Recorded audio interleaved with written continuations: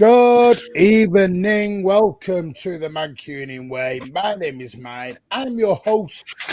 And tonight we are back with a Thursday night chat with our very own Richard. Good evening, mate, in his French clobber again. Good evening, French clobber. France are never going to accept you, Rich. Just accept it. Is that because Wales are in the Euros?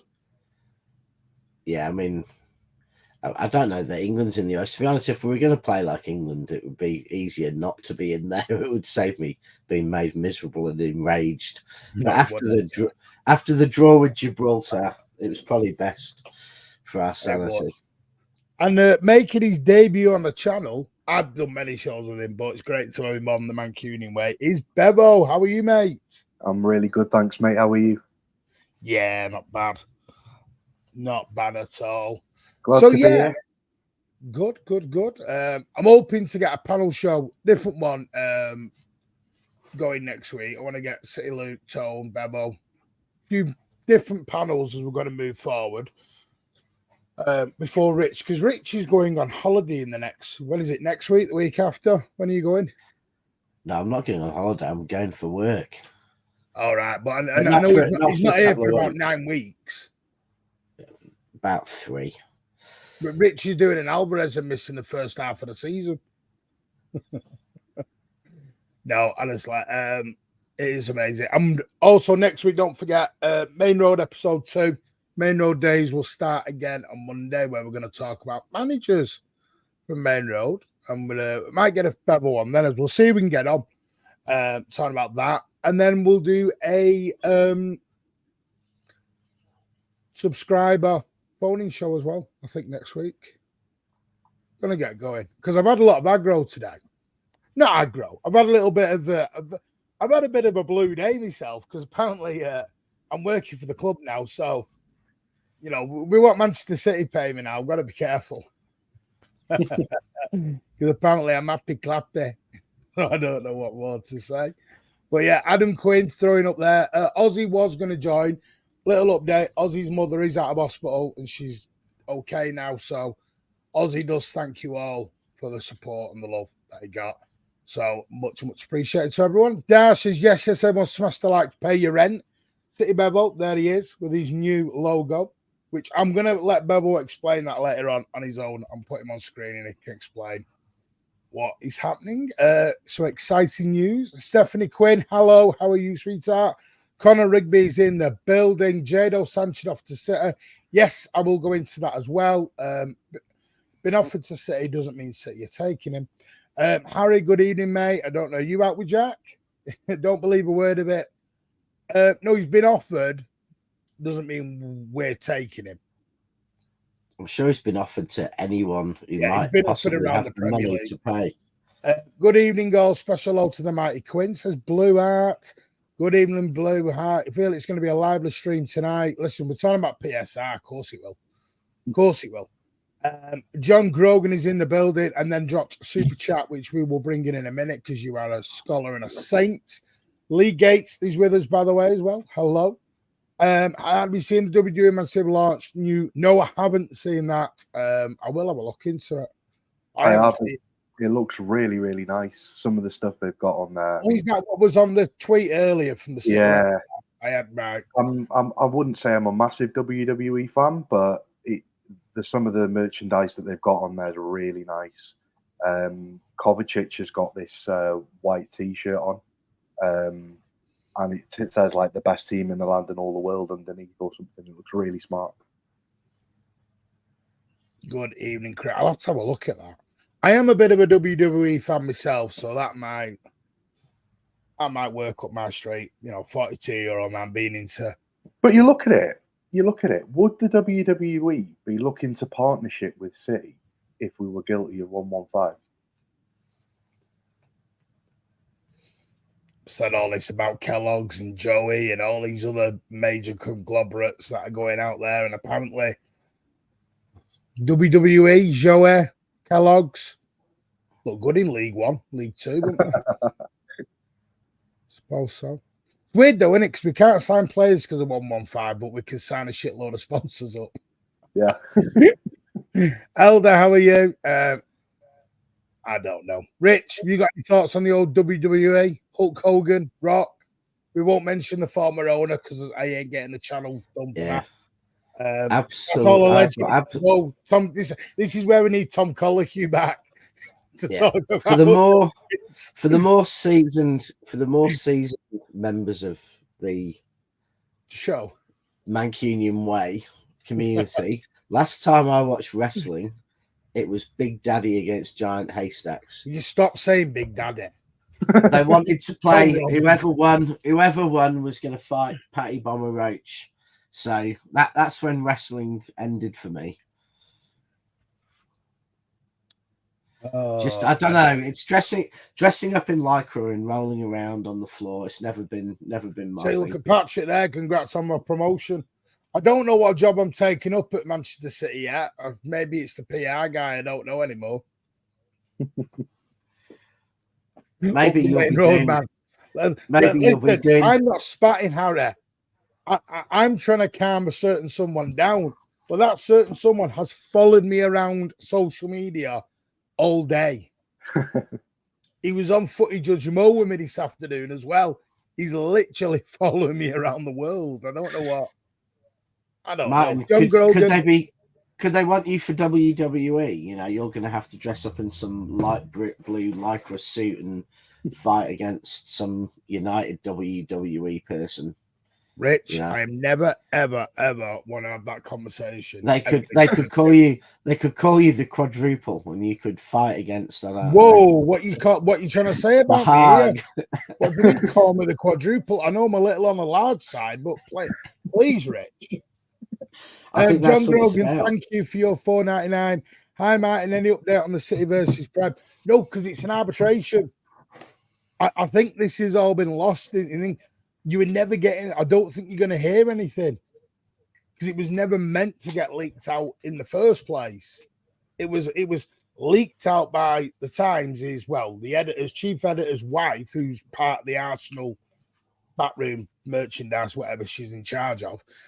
She's leaked it out. Well, Edu's leaked it out to her. She's leaked it out then to her hubby, and hubby's then leaked it out to the Times because he's chief editor, and then done a story on it. Allegedly. But City never made any there was nothing from Manchester City, nothing from the Premier League. I think people are waiting on something that they're not going to get. Personally, I really don't see them ever saying anything.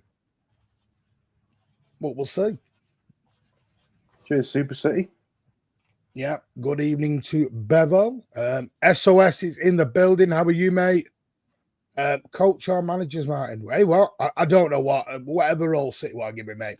Lots of love and to Ozzy's mum. Make her a cup of tea from me, Ozzy. I'm sure he will. Simo, thank you for renewing your membership for a 6 month. You are a legend, sir. JG, the legend. John Grogan is a legend.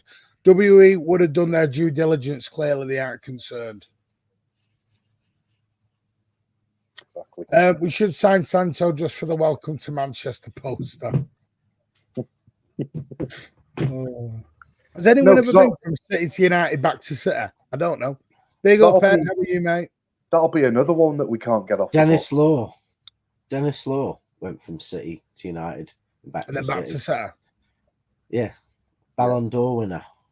All right. Rich, I'm 42, not 102. I know, but he relegated. Was it in the first or second stint? I don't know. I feel Peter Barnes the big six. The Dennis Peter Law, Barnes. The Dennis Law one when he relegated. The Dennis Law one when he relegated United. Yeah, that was the one that swamped, wasn't it? That was on his return. That was in his last touch of professional football. That was his last touch of a football in professional football. I'm pretty sure Peter Barnes did as well because he had 2 stints at City and 1 at United. And I'm pretty sure the last stint at City was after the United one, unless he went City, back to City, and then United. Brian Kidd. Lenny's got Brian Kidd. Yeah, Brian Kidd went United, City. Right, let's get into it. I mean, Jordan, tuned for live. Good evening, mate. Good evening, lads. Please, Bruno is staying hopefully, but I must say, City have missed one hell of a player and would have shot. Suppose that won't end until its end. I do think City will I know City's still holding interest. We'll see, because this is what we're going to go on to. PSR. Now, the reason I want to talk about it, there's been a lot of umming and ahhing about PSR and the Premier League, and everyone's quiet at the moment. I think we've seen over the last week, there's only really been deals between 4 clubs, which have been Everton, Aston Villa, Chelsea, and Newcastle. The only 4 that have actually all been trying to do deals with or any kind of deals, and funnily enough, they've all been with each other. Which tells me there's a bigger issue right now with this PSR whole scenario, which I think is a bit of a joke, is we are 3 days away from the 30th, which is the deadline. We don't know who's made PSR. We don't know who's passed PSR. Newcastle, 1 minute are all right. The next minute, they're not. I got an inkling Newcastle in a little bit of trouble. Not loads. It was 20, 25 million-ish they had to make. They've not made that up to now. They were trying to sell Minter, I believe. Then that deal falls through. So Newcastle right now have got 3 days to make some form of money or face a potential points deduction. Everton, we don't know if they've made, because they've not really done anything, because they were going to sell Dominic Calvert-Lewin to Newcastle with Minty going the other way in a separate... I'm going to get cross-eyed when I start talking about this. Chelsea have then done a deal where Ian Matson's gone to Villa with a youngster, I can't remember his full name, who's played about 50 minutes and has got a value of about £1 million, has suddenly jumped to 20 million quid and rocked up to Chelsea to sit in their PSR box. It's what is going on with PSR? Because for me, it's dead at the minute. This whole thing, because Arsenal have done nothing, Tottenham have done nothing, Liverpool have done nothing, City have done nothing. Anyone who is fine with PSR, which our City are, there's no business been done. Everyone is I'm surprised there aren't more clubs who are better, more clear of PSR and aren't potentially doing deals to get it into the year before. That's the surprise. But I think in some ways it is related to the clubs who are okay. It's probably related to Euros, because most summers you have international tournaments, you either get a really early deal or everything goes on hold because so many of the players are either away and they've said, I want to concentrate on playing for the country, not negotiating deals. You know, the agents are whining and dining people in corporate boxes away at these tournaments. I think you just get, you do get that natural tiredness. But I mean, it's just a nonsense. It's now becoming that your star signing's not going to be a number 9, it's going to be an accountant. And, you know, it's not about how good you are at playing football. It's about how good you are at manipulating your costs from one year to the next. So it's just an absolute fallacy. And it's come from the desire of a couple of clubs to fix it.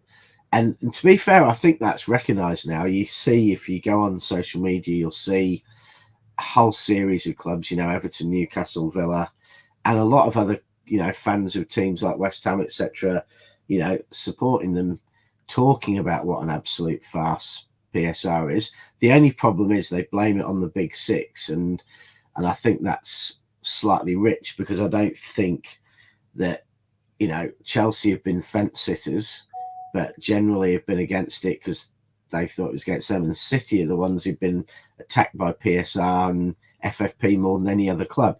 So I think, you know, apart from the fact they say it's a big 6 fix, which I think is wrong, it's a big 4 fix, but it's a nonsense. It's unfair. It's potentially, obviously, City thinks some of it is actually illegal, and you know they are trying to get clubs who have no debt and who are well run to sell players cheap to clubs with $1 billion debt, because that keeps them up the top in where they think they deserve to be permanently. The problem that you've got is you're not going to have these teams, the likes of Newcastle, you know, in particular like Villa this year, who have made the Champions League. Newcastle made the Champions League last year unfortunately got hit with the group of death and didn't get very far in it.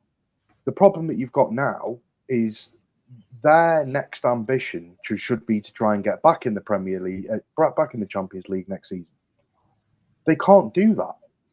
And they can't do that because they can't boost the starting 11 by anymore. But if effectively, they're having to do the opposite and potentially sell some of their best players. You know, are you going to see the likes of Isak and Bruno at Newcastle this time next season? Probably not, because they'll have ambitions as players of wanting to play Champions League football, but unfortunately they won't be able to if this PSR keeps happening, because Newcastle aren't going to be able to progress to where they want to be. And Rich is right. You're essentially keeping the top four as the top four. And, you know, it was only for the fact that Aston Villa had a bit of a freak of a season last season and finished far higher than anybody expected them to. You know, it's a joke. They're constantly wanting to play more games. They're constantly wanting to take games further afield. You know, talking of potentially making games over in America and Saudi Arabia and places like this.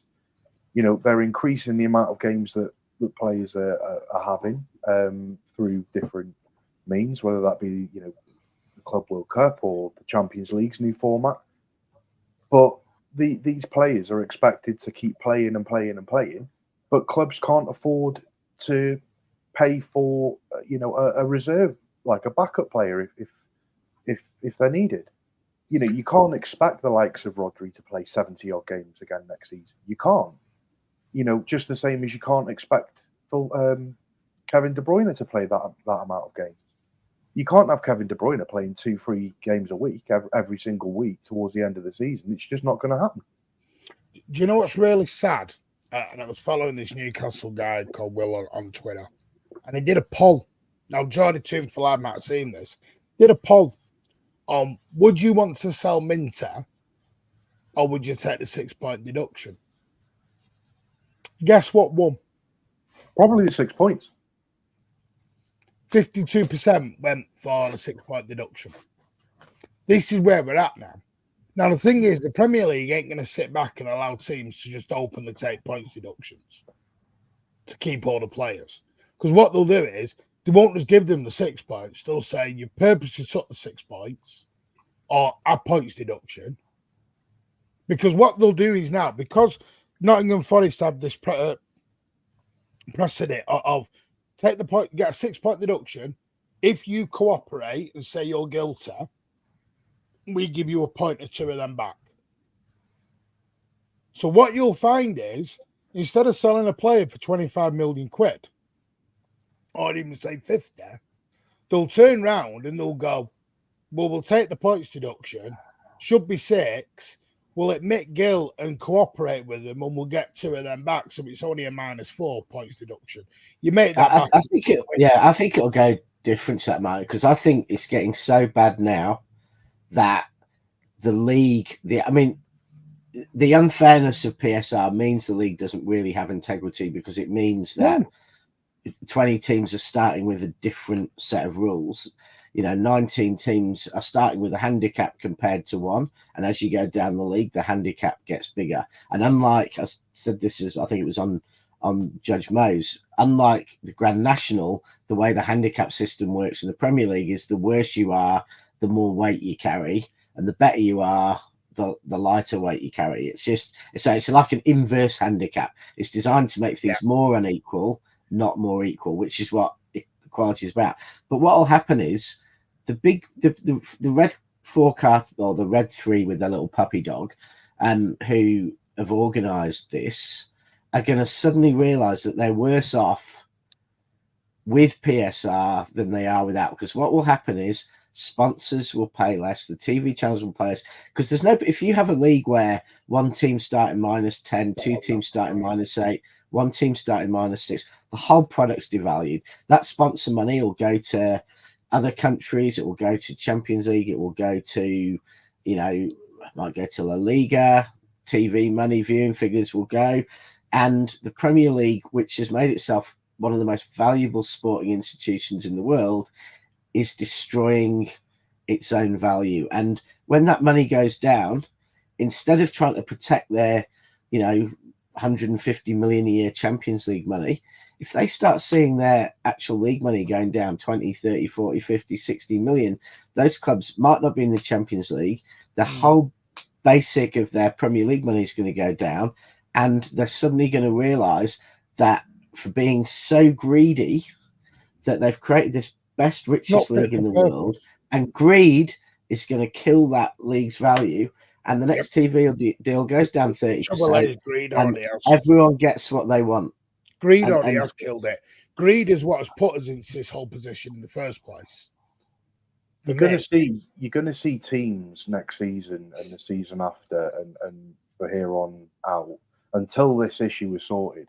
You're going to see teams like Real Madrid and Bayern Munich and PSG and Dortmund and all these different clubs. You're going to see them starting to take over the Champions League, and you won't see many Premier League teams there or thereabouts at all.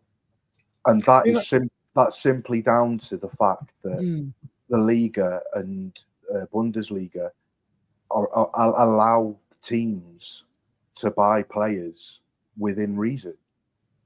And you look at the Premier League, and we're not going to attract the biggest names because, firstly, we won't be able to get them. No, we'll lose them. Because the thing is, we won't be able to afford to pay. This is what Bell's put here. Villa have to sell. Newcastle have to sell. Everyone now has to sell. No one is buying. Well done, the Premier League. We're in a transfer window, and nobody's buying unless it's with a club that needs to sell and they need to buy. And basically, what you're doing is you're going to get clubs that will only do business with certain clubs. If you notice, so what you'll end up with this PSR is nobody will end up wanting to do deals with United, Arsenal, Tottenham, and Liverpool because they'll turn around and go, "You kind of caused all this." So what we're going to do is not do any business with you. And this is why I said many years. I said, and other people said it to me. This is going to turn into a two-tier Premier League, where you're going to have half the teams dealing with one group, and the non-American owners. And I say owners, not people, because one thing I want to correct here, which I do apologise for on behalf of Alan for the channel. Alan made a point of having to go at American people. We're not doing that, and I don't think Alan fully was either. I think Alan's terminology got mixed up because that is not something we encourage on the channel. We're saying American owner because the American sports business model.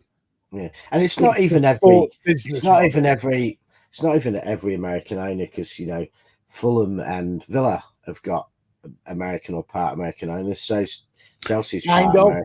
But Fulham's and they're owner, Fulham's owner is American but has Arab background. Yeah, no, I think he's originally a Pakistani billionaire. But he's throwing all his money into AEW at the moment. It's a particular model of American sports ownership because I think some Americans are not after. No, that's one thing. I don't want to blanket cover everyone. But it's that business hedge fund kind of make profit American owner. It's people are in it just to make money, and it's a pure business investment, and what they want is security of that business investment. They don't want fluctuations. They don't want years they lose money. They don't want risks of income going up and down 30%. They want a steady income, and that's what you get in most American sports. It'll go up if you win the Super Bowl, but there's a fairly steady income stream. You can't get relegated. There isn't European football or not European football. So you've got a very steady income and cost base, and that's what they want because then it's a good investment. They can sit back, they can take out money each year, and it's a living. It's a business. It's more about some like the profit side of it than it is. Yeah, it's about generating money. We all know 9 out of 10. The one thing you don't buy to make money is a football club or a soccer club. But that's the difference.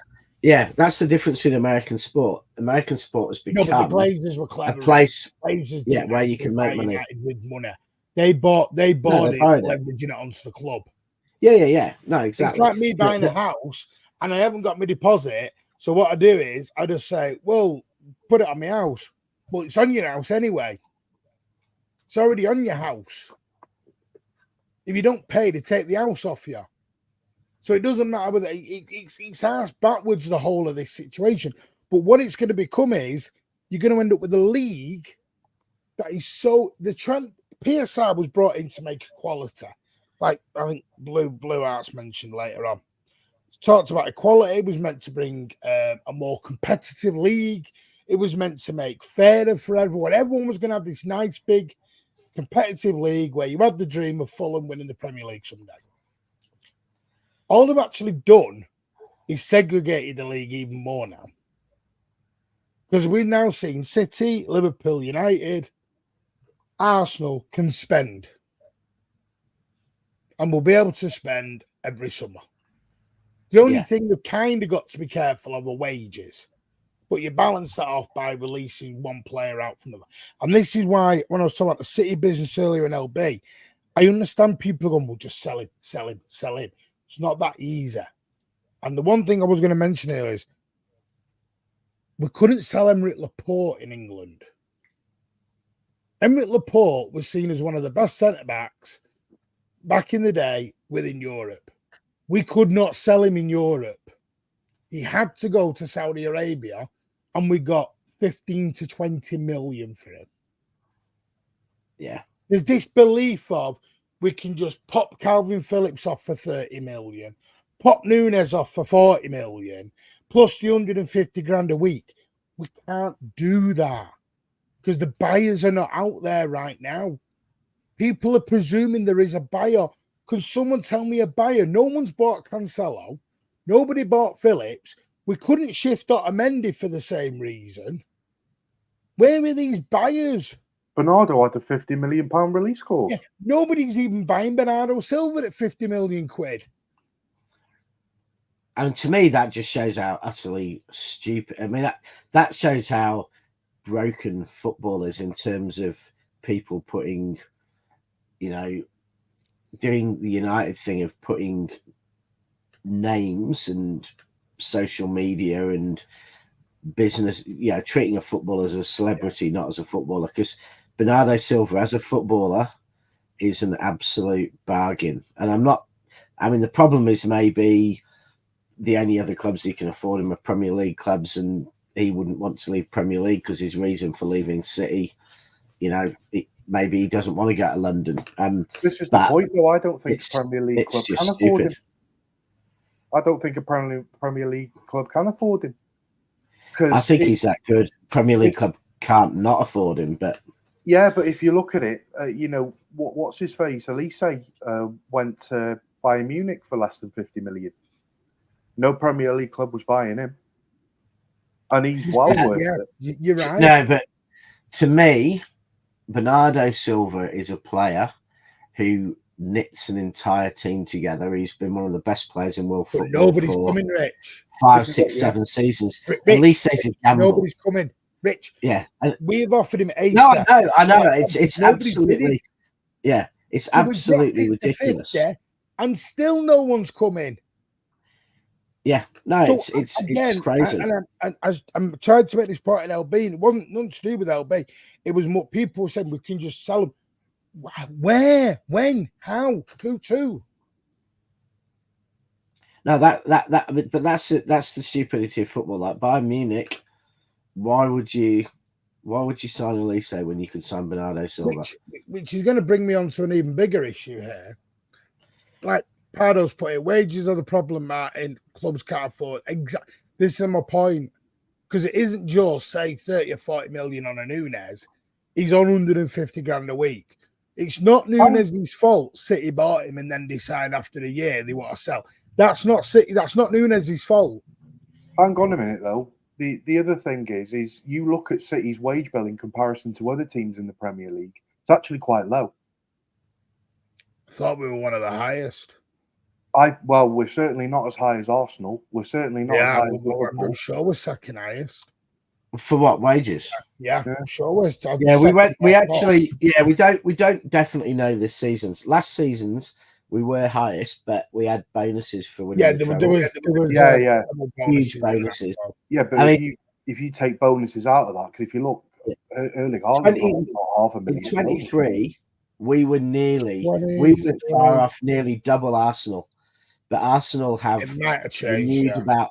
No, we were second. About 8 players. This is according to. Let's see, it depends where you look at on V-Brief. United's are top on 205,756,000. Then it's City on 200,668,000. I thought we were lower than that. No, but we went right. In comparison to elite clubs around Europe, we're certainly one of the lowest. You know, if you look, I think there's about 3. Yeah, I think Munich, Madrid, and Paris and Barca, but even Paris have shed so much wage with like the players when Neymar went, when Messi went, they were on like 100 million plus a year between them, so they've gone right down now. I mean, when Mbappe goes, Paris are probably going to go down to wouldn't even be in the top 5 in the Prem with the wages, so it is changing a lot. Real Madrid are high, but Real Madrid have a lot of players who, they have a few big stars, but they also have a lot of players who are not on. They have a lot of 100k a week, and I know 100k a week is not nothing, but that's not big wages for footballers. And they have a lot. I'm going to start that, John, and come back to it. I will come back to it because that is my next thing. Like Steve Black says, he played right into Senor Tebas' hand. There's some really good points there. Like, that was part of wages are the problem. Let's see what else someone's put. No, I agree. That's City's fault, Iptris. I've said that it's City's fault. It's not Nunez's fault. But that's what part I was trying to say earlier, Ipswich, was you can't just sell these. Listen, I wish it was easy enough to just go. And like I said earlier on, we couldn't sell Laporte in Europe hardly. We were being offered like 10 million quid. That was where Laporte was at in Europe. No one was, because he hadn't played for ages.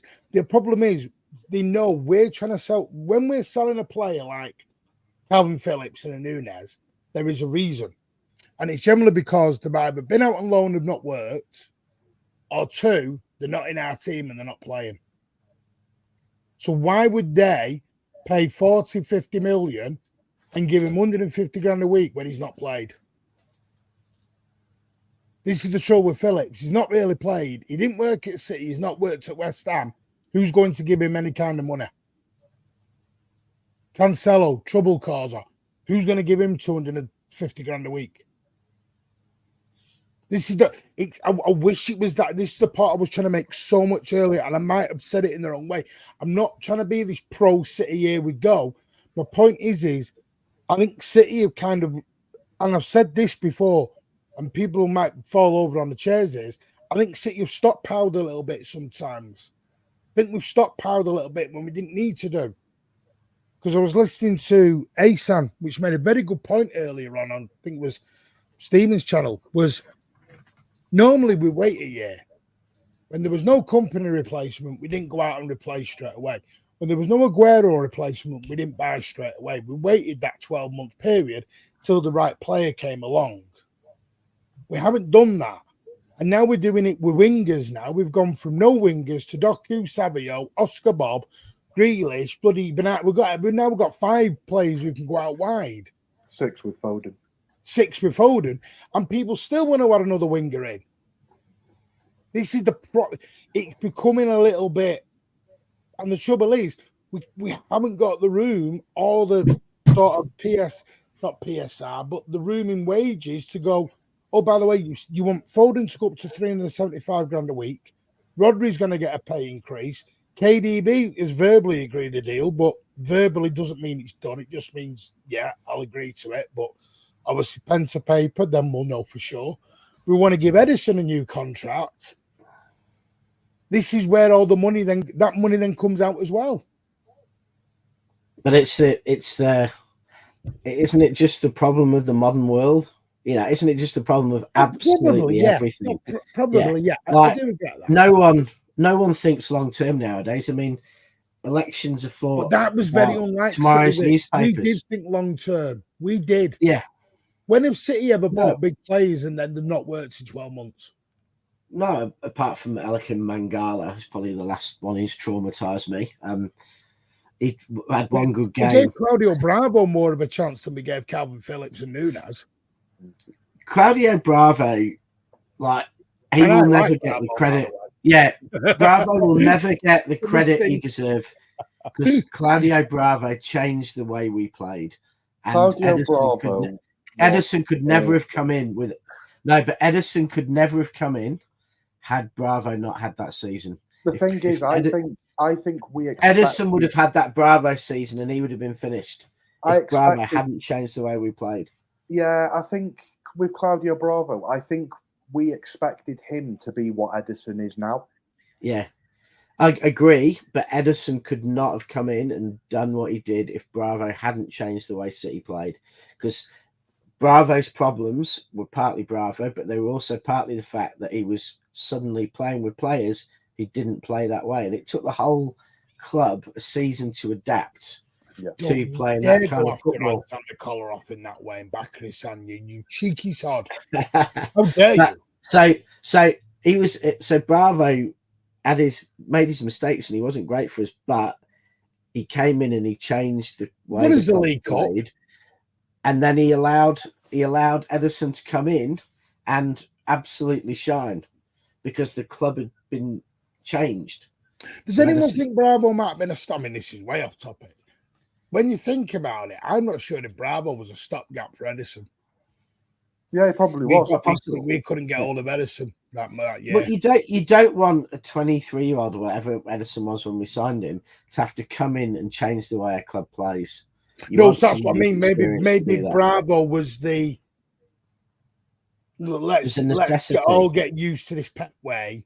Because even John Stones, who was very good at playing the ball out, was absolute garbage that first year. I remember being at the King Power where he made a right old mess of one, right up at the byline. He passed the ball back to bloody Jamie Vardy, who put the ball in the net. And you're like, what are you doing? Was that the game where we lost? Was it 4-0? Yeah, we lost 4-0 or 4-1. 4-1 or 4-0. Everton, we got smacked 4 and 5s. We got smacked quite a bit that season because we were learning this playing out from the back sort of job. We got smacked. No, there is no news. Not a court case. It's arbitration. And like I said, I don't think you will hear anything unless it gets leaked or there's some major changes within it. Like Blue Rat said, there's always Saudi for big money. I'm not sure the Saudi League's even open yet, transfer-wise. If it is, it only opened on the 27th last season, so I'm presuming roundabout now. And the you'll know when it opens. You'll know when it opens. It'll go for everyone. They don't actually spend big wages. They spend big wages, not big fees. Yeah. Because Laporte, again, was only 20 million to Saudi. Same with Mahrez. Mahrez was, what, 25? Yeah. They don't actually smack out big wages. Big fees, they smack out big wages. Yeah. I don't reckon you want to make things easier for Saudi, though. I think the leagues and the Premier League, etc., should be trying to, shouldn't be trying to make it easier for Saudi, because in a way that's what they're doing. They're making it easier for Saudi. If suddenly, English football stops paying what it's paying, that means Saudi can do what they want for 30% less. And the rule that what we've seen from Americans' attempts in the past, what we've seen from China's attempt, is you want to make it too expensive to be sustainable to them so that they can't compete long term. If you make it easy for them, then instead of signing 33-year-olds, they'll be signing 31-year-olds. And, whilst today we think it's impossible the Saudi league will become good, if you make it easy, who knows? And that's the stupid thing that, think the Premier League at the moment are doing. They're trying to make it easy for all their competitors. Yeah. Can we list him on eBay? I bloody wish we could. I mean, this is a really good. To be honest, the issues with wages due to the insufficient work from City overflating wages, salaries from new contracts, and mediocre players like Phillips. At the time, Calvin Phillips wasn't, in our estimation, a lot of people said it wasn't mediocre. The other thing is, though, is what would you consider being an overinflation of wages when we win things most years? Well, this was going to be my next point, because everyone's on about, and I'm not going to use the word backup because I don't think you can. This Rodri, a player who can play when Rodri needs a rest, but generally plays number 8. Yeah, so he can play with Rodri, but he can also give Rodri a rest now and again. I see it the other way. I think Rodri plays the 8 and someone comes in as a 6. Spot on. But here's one for you. We've tried Phillips at 50 million. Nunes was 50 million. The next level to that, level up, is your Bruno Guimaraes, who, by the way, has done an interview which I've been sent. And what listened to you that I think I told you this, Bebo, on the space. Bruno doesn't even want to play 6. Doesn't like it. Told Newcastle I don't really want to play number 6. Doesn't enjoy it. So I know we're all jumping on it, but I think Jordy Tune for Life will probably confirm that. Doesn't want to play 6. So we're all trying to put a player in who's openly said don't really want to play 6. So say João Neves, 115 million. Well, a little thing on Newcastle just before we carry on. I heard something today about Kieran Trippier potentially going to AC Milan. So that's maybe how they can bypass the PSR rule. To where? West Ham? AC Milan. Well, yeah, it'll help the wages. We've got 3 days to get that done in. They're not going to get a fee for him though. I mean, it's a take the wages off, but you know, that's I don't know, 5, Well, 7 again, million a season. Not clarifying that, mate. No, and the point I'm making is, I just think, like, George doesn't open till July the 17th, Sauda. It's nearly a month away. So you can kick that in the can right away where that's going to. So it would think, unless you spend 100 million on a Bruno or a João Neves, you're at a Calvin Phillips Nunes level. But they're not good enough. You know when the Saudi one will open, because all the paper talk and everything will be KDB's going to Saudi, Salah's going to Saudi. You know, you'll get all of this talk, and there'll be talk of them buying everybody. So you won't even need to know the date; you'll just know when it opens. Yeah, because people will start.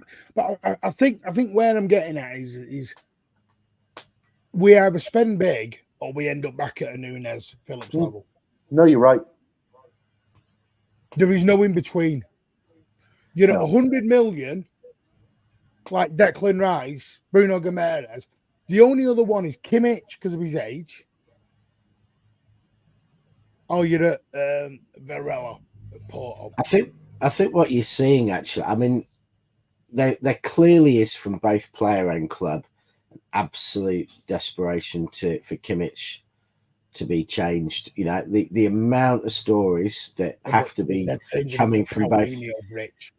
Yeah, for both player and club. Yeah, so they must think he desperately wants out. They want his wages out. Now, the more desperate that becomes, the more likely it is that it becomes financially viable, because I think at 375k a week, which he's allegedly on, you know, it's very hard to make a deal of that unless it's a freebie. Now, Bayern seem to want, you know, like a Bernardo type fee for him. And that's not unreasonable, because like Bernardo, he is a incredibly good footballer. But if it becomes, you know, if it becomes reasonable, then, you know, 100 million for Bruno, if you can get Kimmich for 20 and he takes a bit of a wage cut, and suddenly that becomes very viable. I was going to say he'd have to take a wage cut, because for me, it doesn't matter whether he comes on a free. It's out of principle.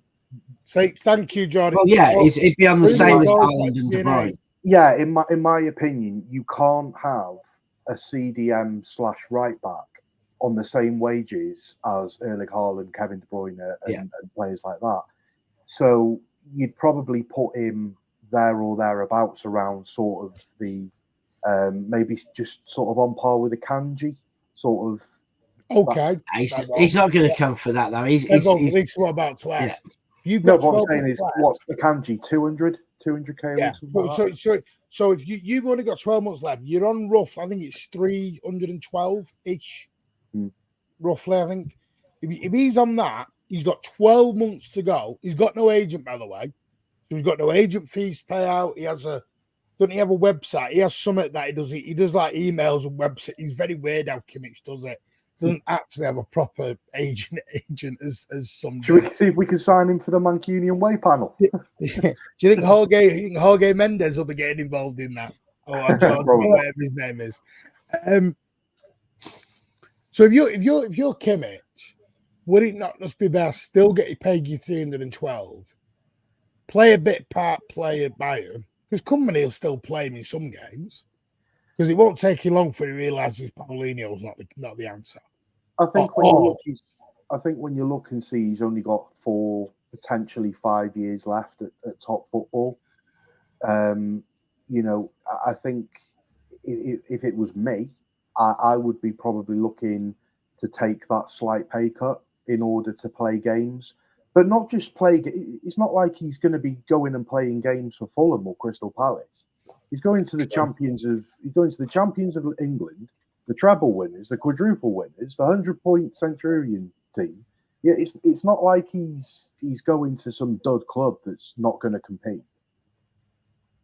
I think I know he can, Lucas, but he doesn't really want to play 6. I think the other thing, you know, with the Kimmich thing is that at the moment, you know, there might be a lot of sense in it for City, because I think the 2 positions we've got to sign are a 6/8 and a right back. So if we were to say go for Bruno and Frimpong, that's 130 million cash up front, and you're going to pay Bruno 200k a week, you're going to pay Frimpong 100k a week. So you are looking at a massive outlay. And now it's got both of them have sell on value, and you could make money. Frimpong could become worth twice as much. Yeah, they got summer seat. So there are other things, my cousin lives in summer seat. Short term, you know, there's also risk. I think there's also far bigger risk with Frimpong and Bruno as to whether they really work out well than there is with. In my opinion, Frimpong doesn't work. I think not for our style of football. I absolutely love him as a player. I think he's fantastic. You know, he's been brilliant for Netherlands as well. But what I would say is we've tried it on the left-hand side with Gvardiol, and we left ourselves so open at the back. And I think we couldn't do that on the right either. I like Frimpong, but do you know what it is with me with Frimpong? I only got told this about 2 weeks ago. Was a new update I got was Frimpong's likely to stay at Leverkusen for 1 more year because it's because of the Alonso thing. Yeah. Now I know Leverkusen sell someone, but from what I gathered is I'm not sure Frimpong comes in because Kyle Walker's not just going to just go back to the bench and go bye-bye. Well, the only way that you're going to get Frimpong in is if you've got a winger on that right-hand side who's going to invert, because Frimpong isn't a right back; he's a right winger. He just he's been put at right back, right winger, right wing back, as they call it. Yeah, no, and this, and we had this discussion. It's the thing that if Ake's playing left back, you can play a Frimpong on the right. If Guardiola's playing left back, you need a proper defender, because that's what Bebo's saying. Where City go wrong is when they play two right backs. You know, we had one game. Which game was it? You know, it was about February or March. We had one game where we played like Guardiola, staying someone else, and we had 3 of our 4 defenders were trying to go up into it was Chelsea and Tottenham. And we just had it was Diaz that was on his own at the back. It was the game Chelsea and 4 each. 3 each. This is why next season I see a Kanji starting at right back, I see Gvardiol and Diaz starting at centre backs, and I see Ake playing at left back. Because what I see happening is Gvardiol doing the John Stones role and going up into that CDM position when Rodri pushes forward into the 8. Because what we saw last season was Gvardiol was bombing up the left-hand side when Phil Foden was inverting, but that was leaving massive space at left back. So you were only having 3 at the back anyway. I think if you have Ake at left back, Gvardiol and Diaz in the middle, when Gvardiol pushes up, when Rodri goes into the 8/10, you're always going to have that flat back 3 with a defender just in front. So you're not going to get caught with spaces on the left. You're not going to get caught with spaces in the middle where Rodri should have been, but he's pressed so far forward they've been hit on the counter. I think if we're not going to buy a 6, I think that's what you probably see. You see someone that can occupy that space just in front of the back 4, well, back 3, when Rodri pushes up and presses. Yeah, it's. Do you not? I'll come to it in a minute. I just need to do these super chats and membership. Mark Harris, I'm really behind. I apologize. Thank you so much for gifting 5 channel memberships out to the community. Really do appreciate that, mate. You are an absolute saint. Thank you for your generosity. And MCFC has come in with a massive super chat. Thank you, mate. Man, have you heard anything? Is making a bid for Bruno in July? All I've been told is there is still an interest. Nobody knows where anyone's going to be in July. Because again, the problem is, when I look at Newcastle's position, I now understand why ideally they wanted Bruno out for 100 million before July. Because if it's true they've got to make 25 or 30 million quid, you can understand. Because the 25-30 only gets them to the break-even stage. Then they've got to go, you know what I mean? So the Bruno money would have given, is it 2, 3, 4 times the amount they could have gone and spent then on amortizing up on their plays and wages? I don't know. The problem is, which I've changed a little bit on Bruno since I heard that interview of him saying, I don't really like playing 6. That changed everything for me a little bit, because I don't want a player in that position who's not keen on playing that position. No. It bothers me that a little bit. Because if he's not keen on it, it means he's not really, his heart's not there in it then. Well, no, essentially he just becomes a better version of Kovacic. Yeah, and I don't want to drop nearly, probably, you're still talking 85, 90 million on that. People are asking about Phillips. The thing with Phillips was too slow in transition. No, but he was a player people wanted at the time. Yeah. Let's not lie here. United, Liverpool were all after him. Well, yeah, he won England's Player of the Year not that long before. I remember doing a show going 45 million is a steal, because we were being linked at 60, 65 at one point. And one thing I think he was brought in, the trouble is he was one-dimensional. I think it scared the crap out of him being at City. I think he got in and went, oh, this isn't Leeds. I said to you on Spaces, Martin, I think the biggest problem was he didn't have that team in between. He went from a relegated team in Leeds who had just been relegated that year to joining Manchester City, who were the champions of England that year. But the other thing was, people won't like, and this is where Luke City TV laughs at me for this. We have got to have homegrown players. Yeah, completely agree. Completely agree. So, you know, with all this, get rid of Jack, get rid of Phillips.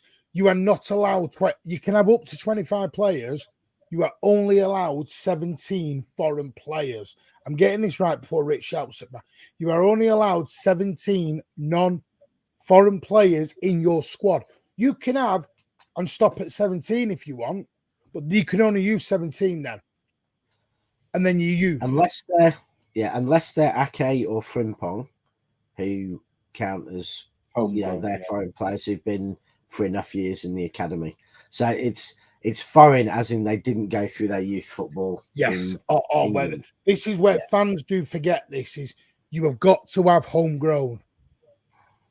To get 25. Yeah, to get You your want to have a 25. full squad. So you can't have a 25 foreign man squad. You can't. Why do you think we keep signing Scott Carson on 1-year deals? Yeah, Scott Carson's not being signed up on 1-year deals for the fun of it. No. He's been signed up for a homegrown quota thing. Of course he has. Mind you, we could sign Grealish out the door. Yeah. Chuck, stop. But up to now, there's someone I've heard sell Grealish, sell Stones, and get rid of Phillips. You're down to 4 homegrown players. You can only have a max of 21 in your squad then. Yeah. Now I'm going to say one thing, that we're not having a dissing of Scott Carson here, because there's another 100 homegrown goalkeepers we could have. We'll come back to it. But there's another reason we have Carson. He offers way more than what's on the pitch. Yeah, he's vital in the dressing room, and I think he'll end up going on to do a coaching role at City when he's finished. But they certainly seem to want to keep him around. Yeah, what I would say is, fortunately, we've got enough players in our coming through our academy that are good enough to probably have a couple of games. You know, you've got the likes of Rico Lewis, who's not long come through. You've got the likes of this Sissoko, who's coming through. You've got that Wright. There's so many of these. You get a lot of love here, mate, in the comments. Oh, brilliant! There's loads. There's absolutely loads of young players that we've got coming through.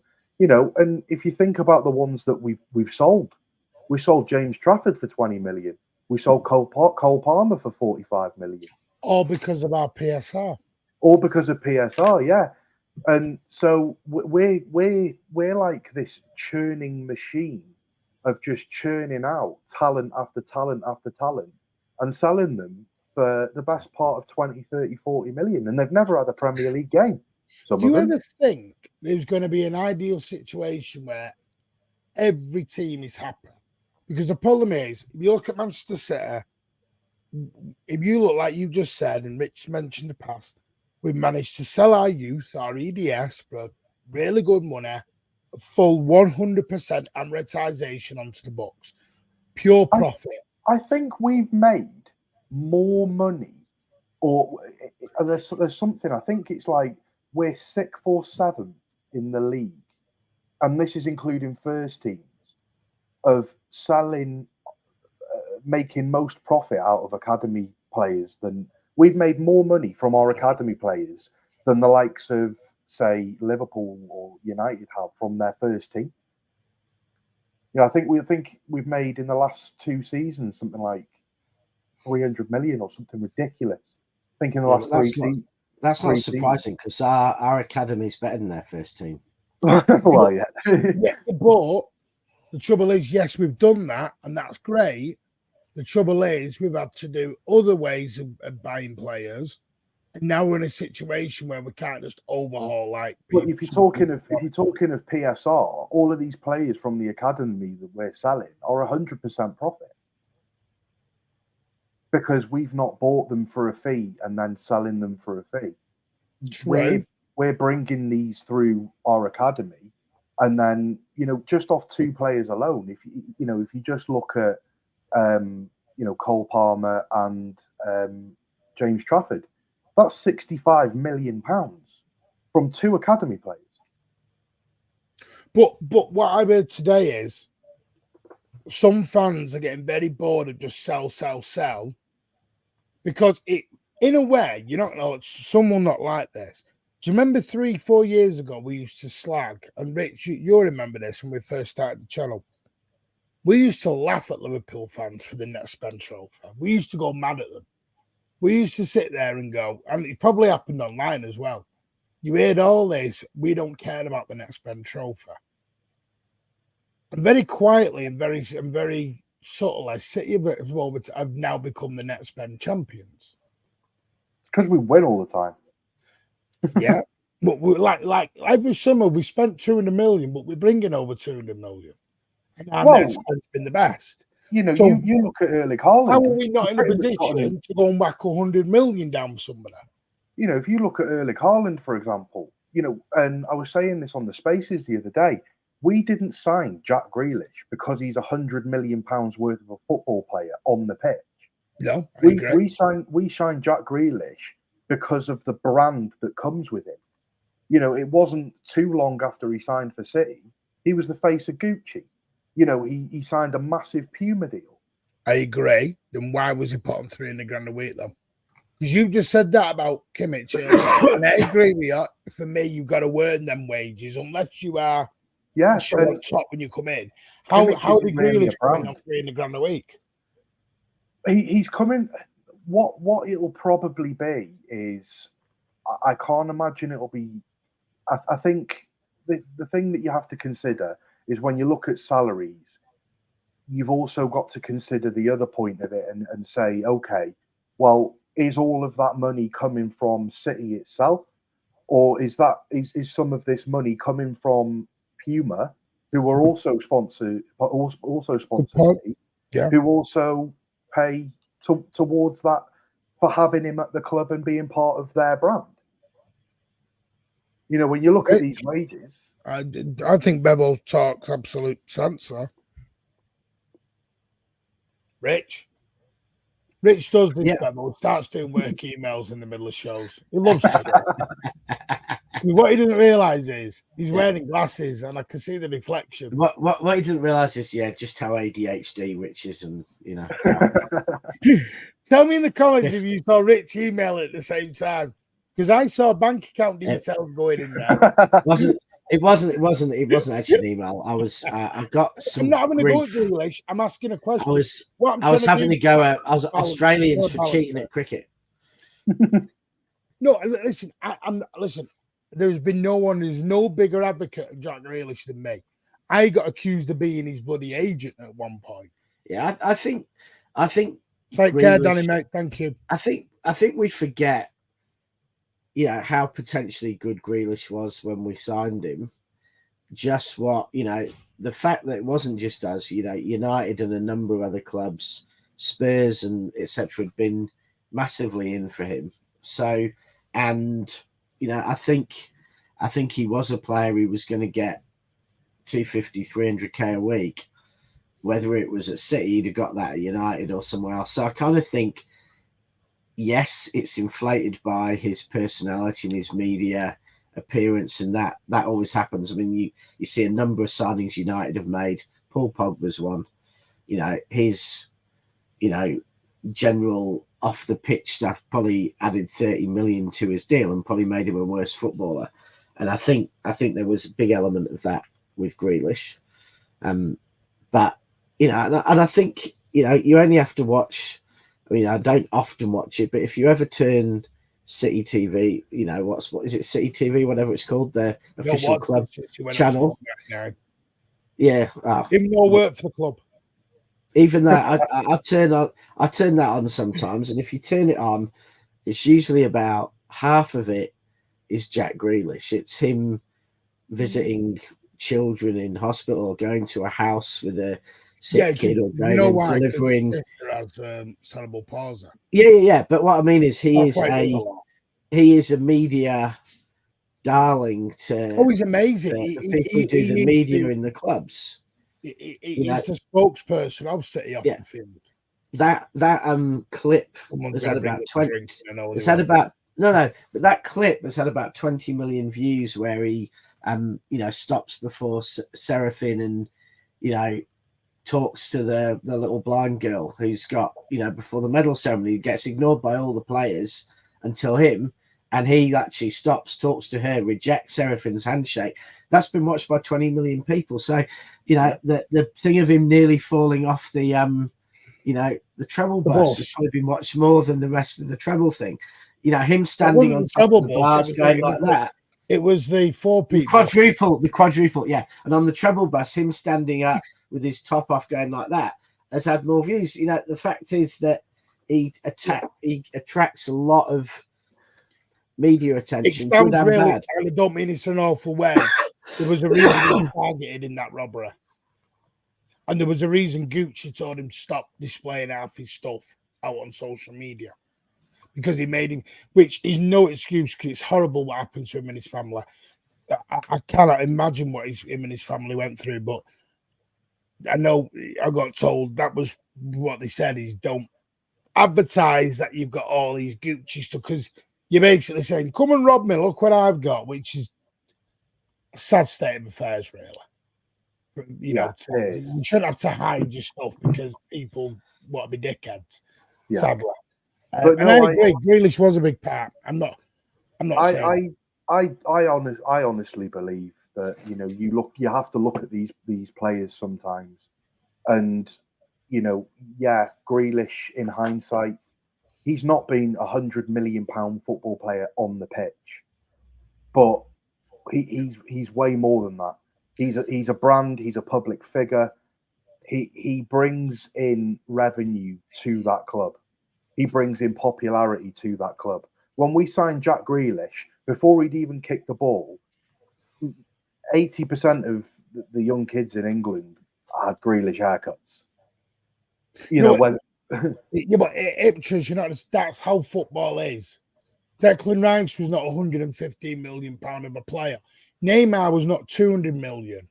You can justify Grealish's more with what he offers off of the pitch and the publicity that he brings to the club. You look at the price that Chelsea paid for Caicedo.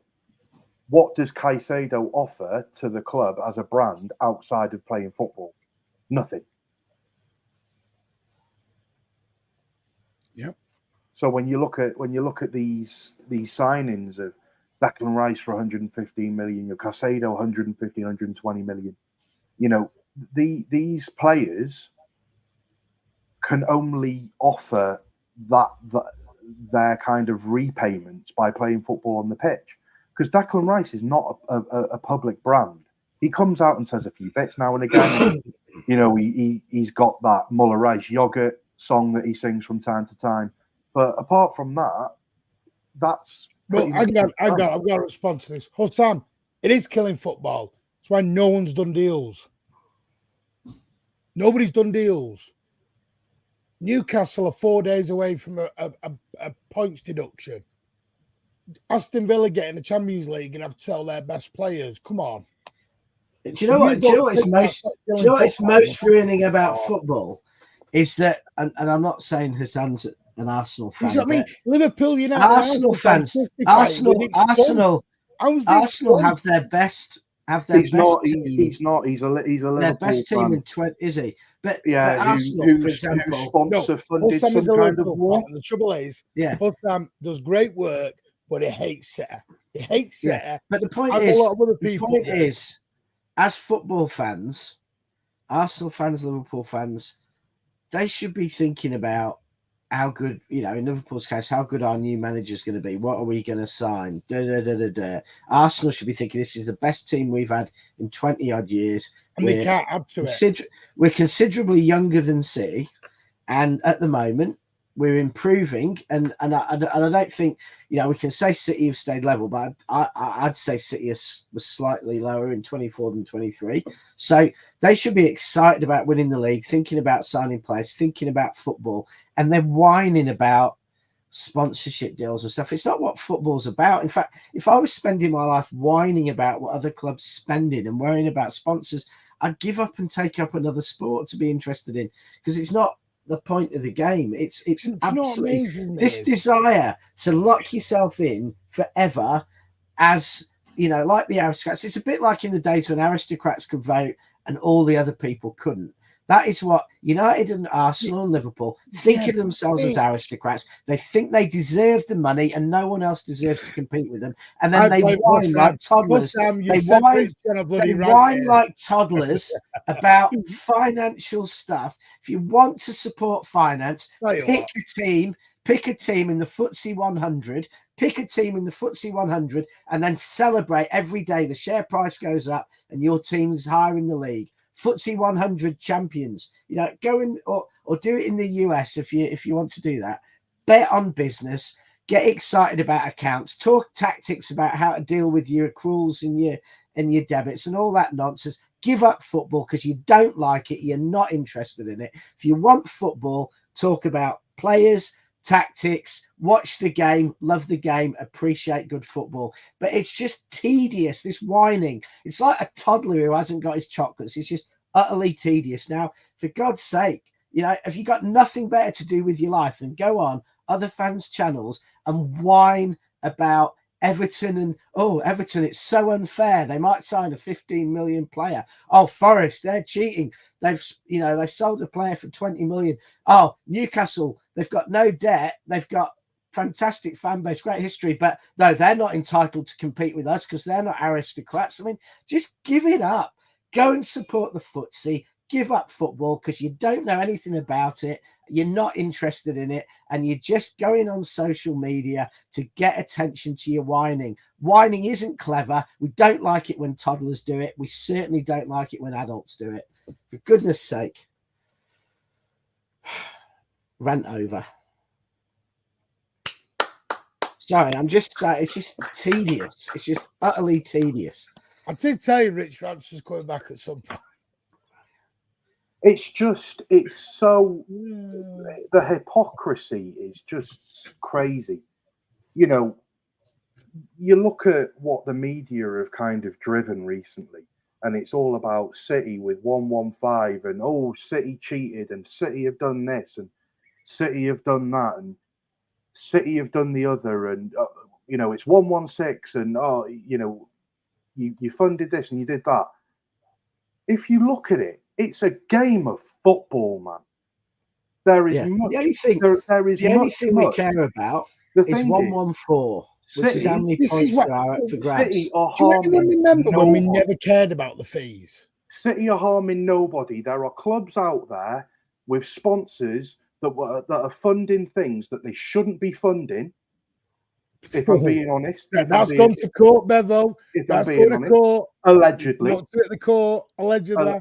Allegedly, we won't go down that road. But City are the worst thing since sliced bread. Yeah, because we spent 15 million pounds on. I'm not getting the bloody channel cancelled. Yeah, but forget any allegations about that sort of thing. It's simple. Football is a game now. It's a game where players earn what actors earn. Where gambling, you know, alcohol, everything is involved in game football, and it's just like it's just silly, you know. Thank you. Idea, allegedly, Dash.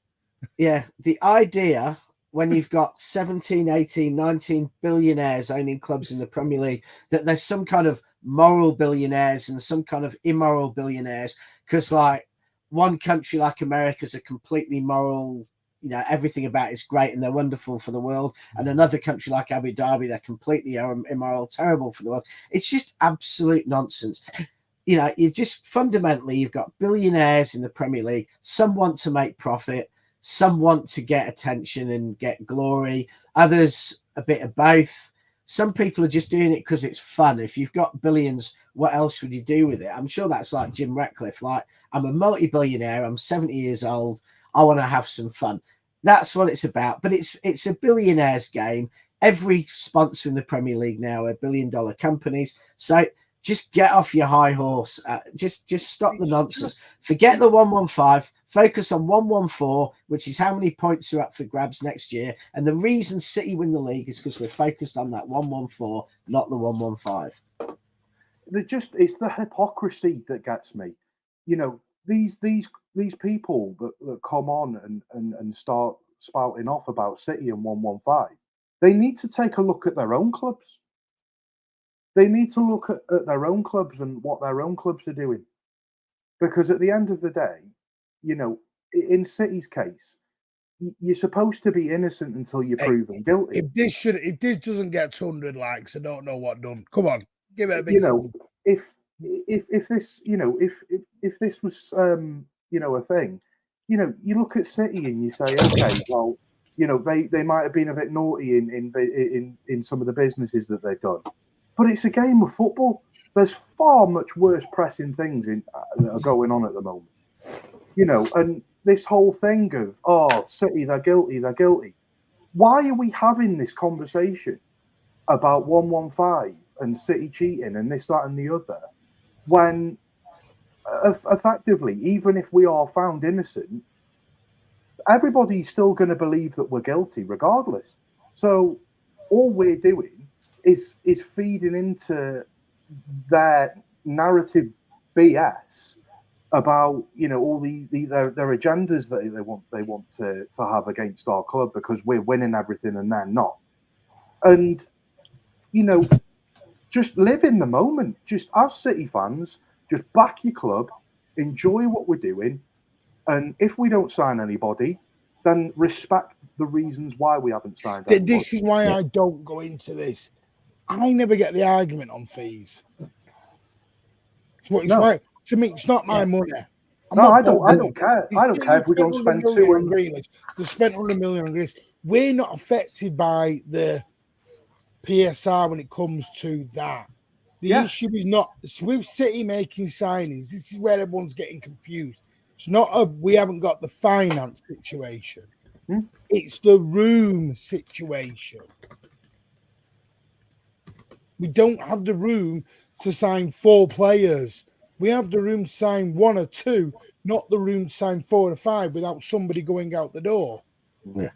Do you know what So though? it is. Yeah, to me, the biggest thing, and the other clubs need to get their head around this, is, you know, now it's between City and the Premier League. You know, everything's in motion and that. But in sport, whether it's clubs or whether it's individual players, excuse makers never win. People who, when they don't win something, just look for excuses, fall back on excuses, and try and bring down the person above them, never win. They never succeed because it's not an elite mentality as a supporter or as the club. Teams who win are the ones who, when they get, and this is why I think one of Pep's greatest strengths is he doesn't tend to look for excuses. He doesn't whine half as much about stuff as other managers, because if he loses, he wants to go back, work twice as hard, figure out what he could have done better, and then improve. And therefore, he'll come back and he'll do better.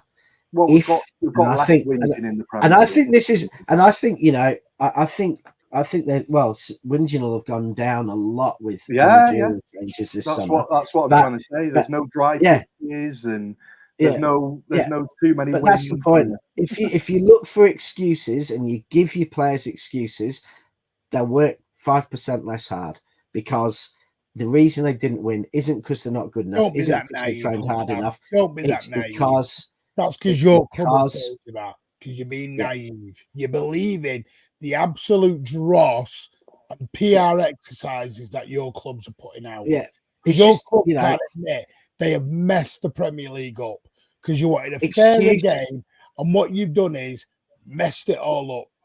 And don't think it, because it's been proven that United, Arsenal, Liverpool, Tottenham wrote a letter to the Premier League to say, let's get financial fair play in. Yes, it's all been re-rigged and changed going down the years, but this was all to stop. And the best thing I heard was an Arsenal fan say the other day, and it was on Mo's channel, turned around and went, oh, well, he said, why are you upset? Because Arsenal aren't winning, basically. That's what it's about. When your teams aren't winning, you're going to bitch and moan when another team is winning. I understand it. I get teams bitch and moan when your team's not winning. I understand it. But what is wrong is in that 3 or 4 days, 4 clubs have got to make a certain amount of money or they get points deduction. That is what is wrong with this Premier League. And there's only one club in Manchester that's been found guilty of FFP charges, and it ain't the blue side. Salford or Trafford or something. Right. You can do deals with players while they're away. Yes, you can't get them fully done, but you can get some deals done. City could have bought Bruno. You're telling me Bruno is in the Copa America. Somebody could have bought him by the 24th of June. But Martin, it's even more That's basic. easy. It could have been done. Liverpool You can do the medical while he's in America. Martin, Come Martin, on. it's even more basic. For Liverpool, it's not even about PSR. For Liverpool, they are owned by hedge funds and business sports investors. They want a profit from the club. They don't care about glory. They don't care about PR or anything like that. They don't need the names advertising. They care about a long-term sustainable profit stream. And because Liverpool FC is basically they've got a bank. They could put the money in the bank and get this % interest. They could put the money in investing in new companies or shares and get this amount of dividends, or they could put the money in Liverpool and get this amount of dividends. That's what Liverpool are. If Liverpool aren't signing, it's because they want the money coming back into the funds and getting the return they want. I'm going to make this point because I know you've got a jump in 5, and I do apologise for a bit rude there. I'll make this point. I'll tell you where this is going to. This is going to go to an American ownership versus Gulf ownership. Not on purpose, but this is what I think is going to want it in the end. I think the Super League didn't work. No fans wanted the Super League. I think this is make the Premier League look as bad as it can, because Infantino come out and said, let's start bringing football around the world. I think this is all a long-weighted game to make the Premier League become the Super League. And what you're getting at the minute is some I know what's coming down the road and some that are not.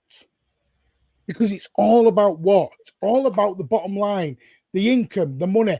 United don't have a pot to piss in. United make a shit ton of money, but they have openly admitted they cannot make the money. Chelsea have openly said whether people want to say it was PR hang on, Martin. Just hang on very quickly. United can't make any money. I've heard that tourism around Old Trafford's been really, really high this year. And I think it's something to do with the 3rd largest waterfall in the UK. It's bringing in massive tourism. Yeah, the Angel Falls. No, I think it's Yeah. Well, I mean, one way of achieving that, Martin, deals are the clubs that are in PSR issues. Yeah. Villa, Newcastle, Everton, Chelsea, 4 clubs. Yeah, and they've all got PSR issues. Martin, it's done. There you go. The plan is, if Liverpool manage to make the other 14 clubs in the Premier League hate the Big Six so much because of what they're doing that they want them out, they can go and get their Super League without an outcry other than the fans of the Big Six.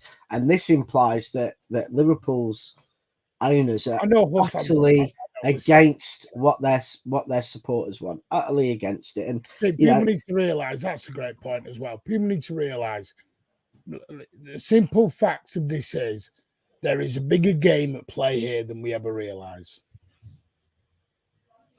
Anyway, I do have to drop. I know you have to drop, mate. Yeah. Anyway, we're going to move on from that because thanks, Bevo. Cheers, mate. Martin. Cheers, thanks, mate. everyone. Take care. Cheers. What I don't like about PSR, simple fact is it's forcing teams to sell. Aston Villa getting the Champions League. It's not fair they've got to sell 2 of their best players out the door.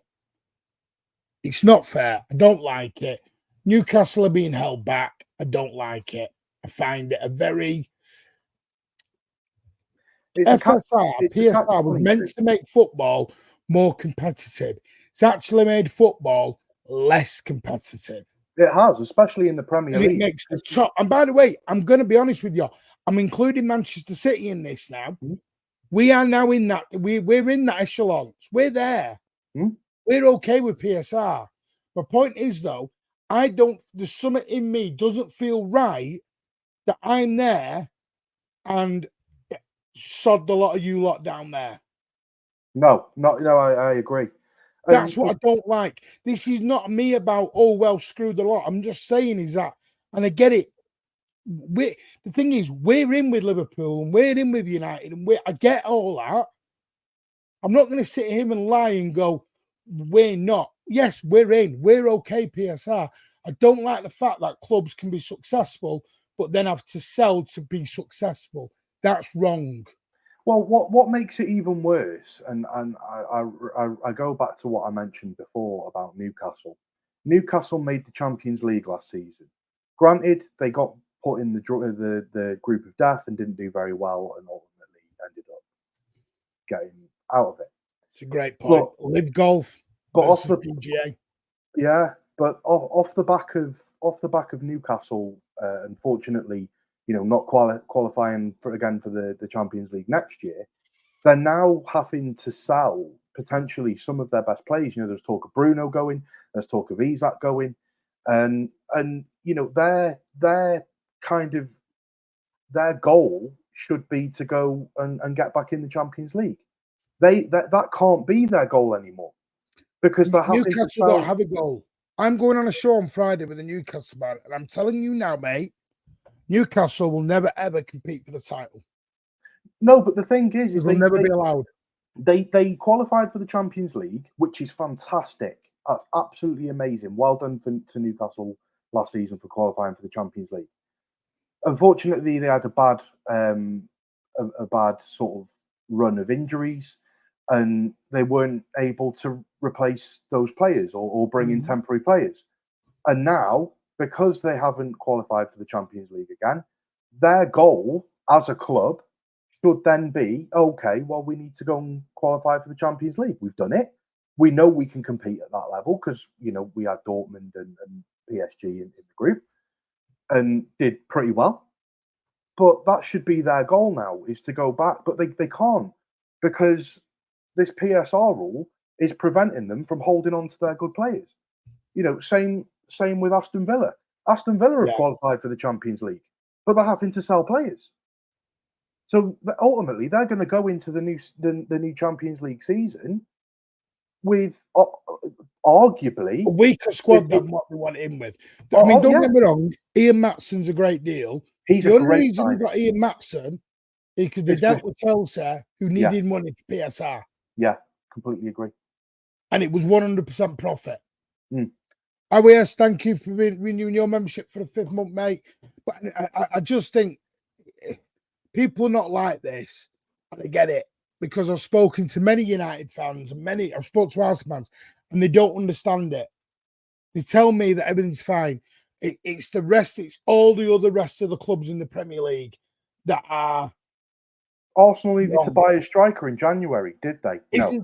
What I'm going to look at is 15 clubs can't be wrong. No. So I don't know. No. Like you put a Bebo, that would be rubbish. We're not selling our top players. We'll sell our squad players. You don't know where you're going to be in 4 days, mate. That's all I'm going to say. You don't know where you're going to be in 4 days.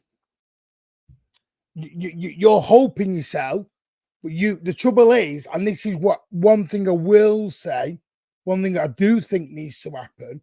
I think there needs to be more transparency from the clubs to the fans on what they actually should be owed. I was actually defending Newcastle as well. But... Yeah, it was. I'm not. I don't mean, because there's a two-way sword on that. If Newcastle, I hate using Newcastle as an example, as I'm picking on you, and I'm not. No, if Newcastle come out and say we owe that we've got to make 40 million quid, the trouble is that can also be a detriment, because when you go and try and sell a player, no one's going to buy them at that money, because they'll know it's an advantage to let you fail and get the points deduction. Okay, we'll look at another team. So we'll look at Everton. We'll look at Everton. They're in exactly the same position. They're trying their hardest to keep hold of Branthwaite from joining United by trying to offload players such as Ben Godfrey. They're trying to get rid of Ben Godfrey before they get rid of Branthwaite, because they're desperate to try and hold some of the players that's going to keep them in the Premier League next season. But United, who are 600, 700 million pounds in debt, are okay. That's where 85, 90 million on them. Can go and spend 80, 90 million pounds on a fidget spinner, and I am not allowed. Get questioned. If I went to a bank and I said I want to buy Bugatti Veyron, And they said to me, great, have you got the money? Well, I have, but this is where my credit rating comes in. What's your credit rating like? Well, they owe about 5 million in debt. You think they're selling me the Bugatti Veyron? No. This is my point. This is where the kickback comes. It's not about money. It's more about the debt used to be a bad thing. In the real world, in the real life, debt is shit and it is bad and it's actually a detriment to you. You can't buy a house when you're in debt. But you can, it's all wrong. The system, you can buy a football club. This is what annoys me.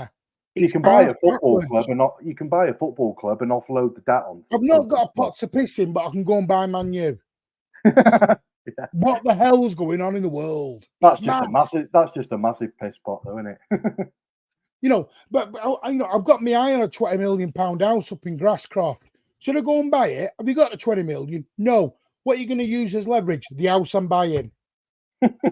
What? Oh yeah, mortgage. You're going to give me that, aren't they? It's like, come on. Right, let's move on. Transfers. There's not a lot. Give you a bit of background. Danny Olmo. As I said months ago, there is talk of Olmo. There's been no talks recently. I've heard that's not a thing. They have had an interest for about a year, 2 years. Yeah. Interest. There was a chat with his agent about 2 months back when the Paqueta thing was happening, but conversations happen all the time. They had a conversation with Neto's agent at Wolves. There's keep saying there's a massive difference between a conversation with an agent and we had a conversation with Brennan Johnson. Doesn't mean that we're going to sign. We have conversations all the time. There is no necessary rush to get any. There's no rush next week to get any release clause done. City are not in a rush right now. No. There's no rush. Would they like to make signings? 100%. Will they make desperate signings? No. We're different. We're not in the PSR situation. Again, like I said, we're part of the cartel now, whether we like to admit that or not. We are reluctant members of the cartel. And we have to be honest as a fan base, we are there.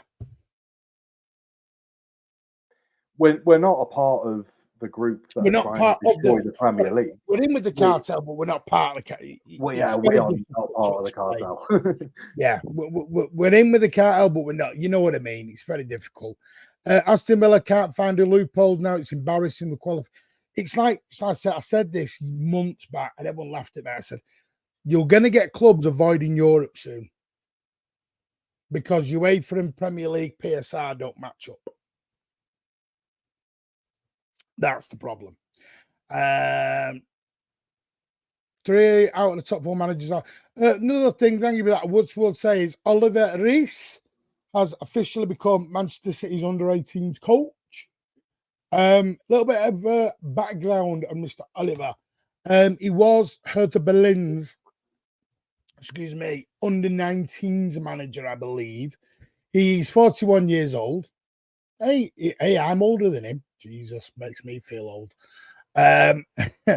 He has managed 31 games. He's won 20, drawn 6, has lost 5, has a points per match ratio of 2.13.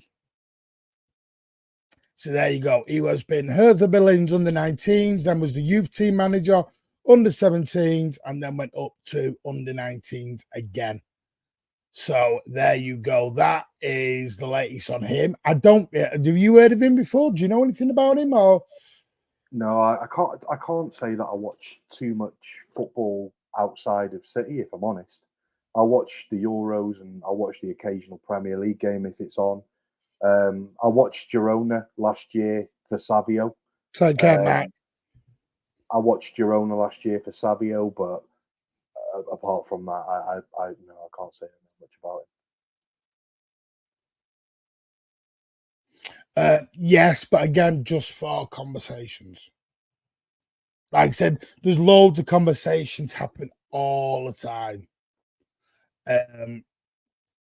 Yankuto apparently is on the verge of signing a new deal, but I think it's to get more money on a release clause, on a deal out. Debt in business isn't necessarily a bad thing.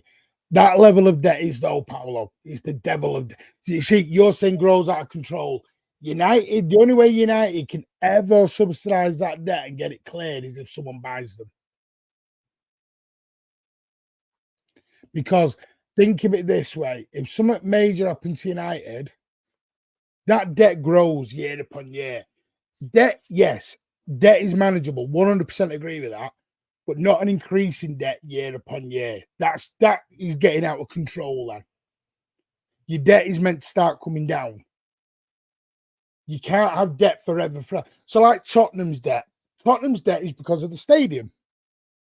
Yeah, they've got a stadium rebuild. Was it 800 million they were in debt? That's because they bought a stadium. You can leverage that off. That's why within the PSR regulations, same there's a with certain City percentage goes on to stadium revamps. My point with United is it's going up year upon year upon year. It's never coming down. The problem with United is it's going up year on year on year on year, but they're not doing anything about the club. They're That's my point. The stadium. You know, they're letting the club go to absolute rotten hell. You look and the at debt's City, going up. You know, you look at City, and you know, a good chunk of the war chest that we've won has gone into things like building the women's stadium and the new extension on the Etihad, and you know, all of these different things. What people forget is that when a big chunk of money comes into a club, it is not just distributed out to the first team, the first 11. It's distributed throughout the academies to help the academies grow. It's distributed to the women's team to help the women's team grow.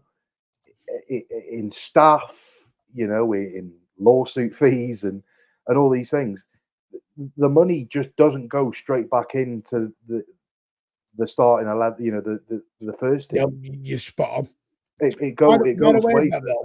This is the best way to analyze what I've said. To analyze to put it in the best analogy. Like Martin, the fact we've won 4 in a row means we're an asset and advert. Totally agree with you.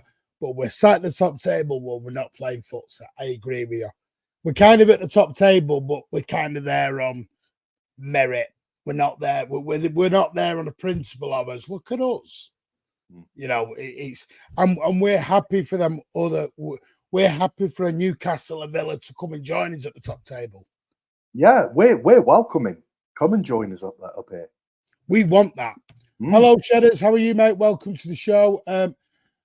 One was asking about Sancho. Sancho has been touted around every single club. Doesn't mean City want him. What it'll be is United are trying to offload an asset, which now they've signed Ten Hag up to a new contract. It's come to a realization that Sancho probably isn't going to play for United again. Just the same way as Cancelo isn't probably ever going to play for City again. All it'll be is the agent will be just trying to get his name out there, just trying to get some foots in the doors. That's all it'll be. Because I know Dortmund have just agreed a deal for that Garassa. I think 15 million. They've just bought him, or they will buy him. So there is true. The true has been offered by the agent. City don't want him. No, we wouldn't have sold him if we wanted him. Well, he wanted to keep him. He wanted to leave. Good decision. Again, he was impatient. Yeah, and I think once you've turned your back on the club, I don't ever see there being a route back in for you. No, it's like Cancelo. No, same with Cancelo. There's just no route back. He will play for City and he will wear a City shirt again, but that's only for probably through pre-season. I think as soon as pre-season's out of the way, I think that'll be it. No, United aren't in debt because of dividends. United are in debt because Glazers had no money to buy the club. You got to look at how the Glazers bought the club. So, no, it wasn't the dividends. You can take the dividends out. They have their owners. They're entitled to. Most owners don't actually do that, though. Our owner can take dividends out if he wants. Doesn't choose to do. fact, you never heard about Abu Dhabi United Group that actually own 100% of the club. We have Chinese investors as well that nobody ever talks about. Nobody ever talks about. Never heard about it. Like you never heard about PlayStation. You never heard about Kellogg's. You never heard about Zoe. You only heard about the Abu Dhabi sponsors. Well, you never heard about the other ones. You never heard about Nissan. Nissan's a huge brand, but you never heard about them. It's quite interesting because around the time that Liverpool were looking to sell the club, was it the start of last season, maybe just before? There was talk of some investors coming in and buying part share in Liverpool. They ended up investing in City instead, and that's fact. Salt Lake kind of were, but I'm sure Salt Lake could change down the years because they were bought out by the Saudi brothers, Saudi Arabian investment. PIF basically bought into Clear Lake, Salt Lake, Clear Lake, whatever you want, Salt Lake, Clear Lake. I get very confused on which, again, it's an American company, but I know PIF were involved in that. It's like Chelsea.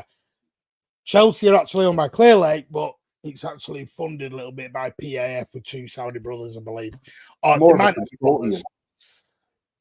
You've got to be very.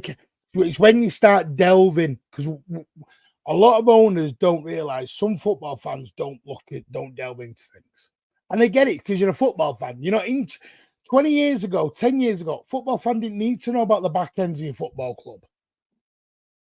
You went and you supported your club and you cheered on a player and you paid for your money and you went home and you had a debate in the pub.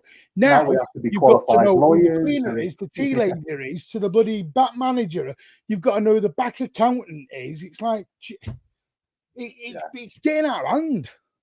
Yeah, the thing is as well is with City obviously being a massive talking point among other clubs. You've got it there. And other clubs' fan bases.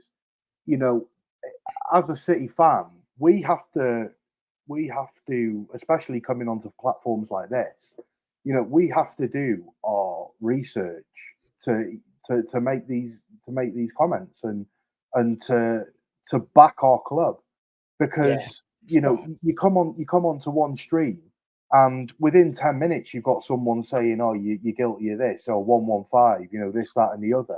Oh, you've done this. What about this? What about the other? Do you know what it is with me? People say I get triggered. Don't get triggered. Tell you why I get triggered. Is I didn't get into football, I started talking about 115, and people go, well, you back your club. I back my club because my owner, my chairman says there is irrefutable evidence. Now, the thing is, what people go, well, show the irrefutable evidence. City and the Premier League are both signed non-disclosure agreements, both signed NDAs. They're not allowed to prove it out in public. It's got to stay with him in the NDAs. They are a legal binding agreement. You cannot bring them out into the public. So what the problem is, it's a rock and a hard place, because City fans want evidence to help them fight something they shouldn't really have to fight because we're not lawyers. But the trouble is, we have to listen to all the crap, because all anybody can do is surmise. Because again, an NDA have been signed not just on the City end, but on the Premier League end. Because this is so deep.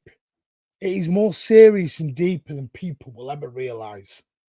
Yeah, and the problem is now the problem is now that to be a football fan of a club, it goes much deeper than football. It's sadly, it's much deeper than just being able to rock up to your ground on a Saturday, get yourself, you know, a drink or whatever, and then just sit and enjoy your football team and watch your football team play, whether that be win, draw, or lose. Now you've got different fan bases coming from all angles, accusing you of cheating and this, that, and the other, who, again, hypocrisy at its finest. All of these United fans coming out and saying City are cheaters. There's only one cheaters from Manchester, and it ain't the blue side. Do you know what's really sad? What I find really sad is, like I said, Like Alan, who's on this channel, he got attacked in a cafe because of this. This is what I mean. People are being attacked in public cafes, restaurants, just for being City fans. That's wrong. It's going too far now. It starts out as a joke and a bit of banter, but the banter, a joke is meant to be funny. After 18 months, it's not funny anymore. And when City fans are being attacked, you know, in a public domain where two people can no longer go to their cafe in Melbourne, they're banned. This is what I mean. It's not just England. The City fans are being attacked across the other side of the world.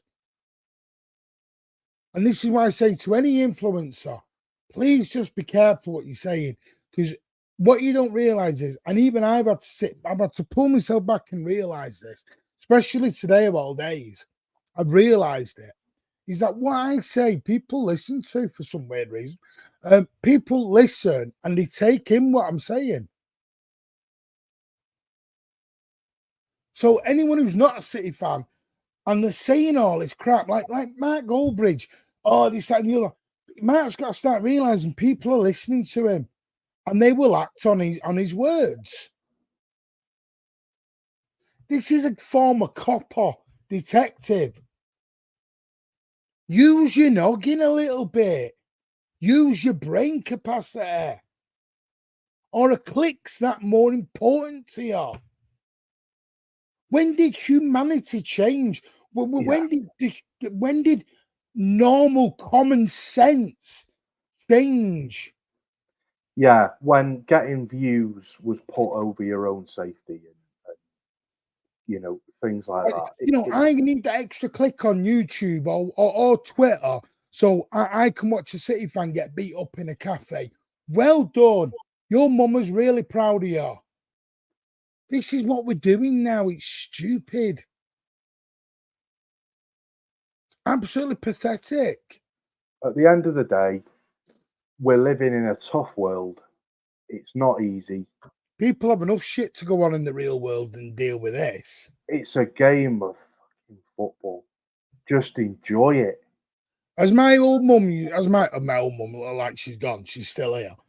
As my mum says, it's 22 men kicking a bag of wind around a football pitch, which tells you how old she is because she calls it a bag of wind.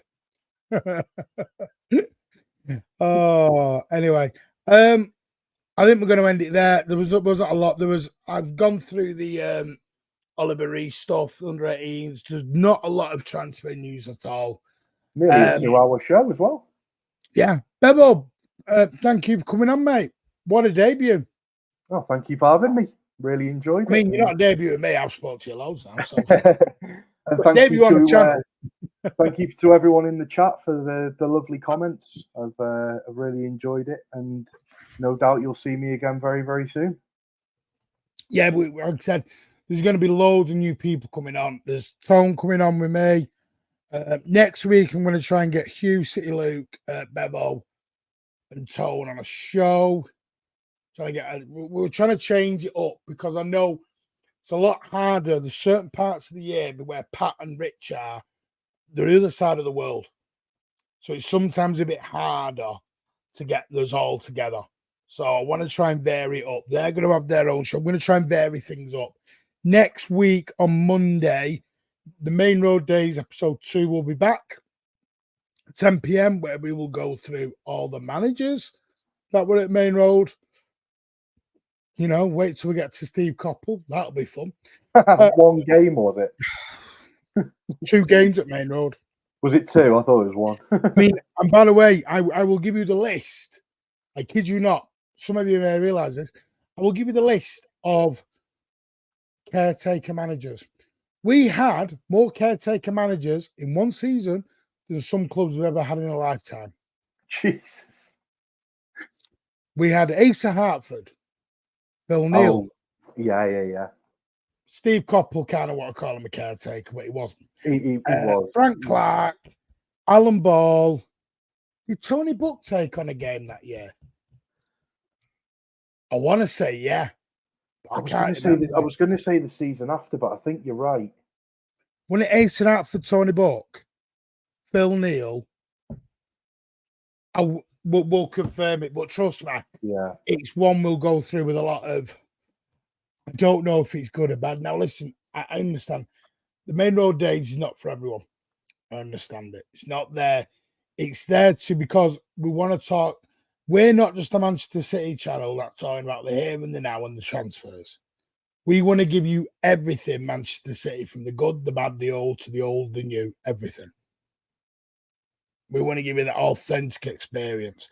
I even, for one of the shows, I'm going to go down to the old main road.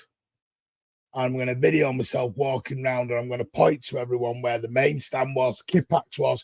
I'll show you the centre spot, and then we'll put it on the show. brilliant. Yeah, we're going to do so much stuff. There's going to be intros for different shows that'll kick in next season. There's all sorts. So there'll be 3 shows next week, maybe 4, because I am going to get a phone-in show as well. We're going to up the game next week because I am away. Middle of July, we're going to go quiet for about 3.5 weeks while I'm in America, because I'm going to watch Manchester City in America. Mingy Wong asked me earlier, have I booked my flights? Yes, everything's booked. It's because I am going away with a family holiday as well. I go out on the 20th, 21st of July, out to Orlando, and I'm there for nearly 3 weeks. I was supposed to be in Miami when they're playing in Orlando through work, but it's a no-go now. I was a bit gutted, really, because I thought while I was over there, because I was going to be over there for 2 weeks, I was going to see if I can. Oh, well, Bevo, do you want to tell me about what's coming up with you? yeah.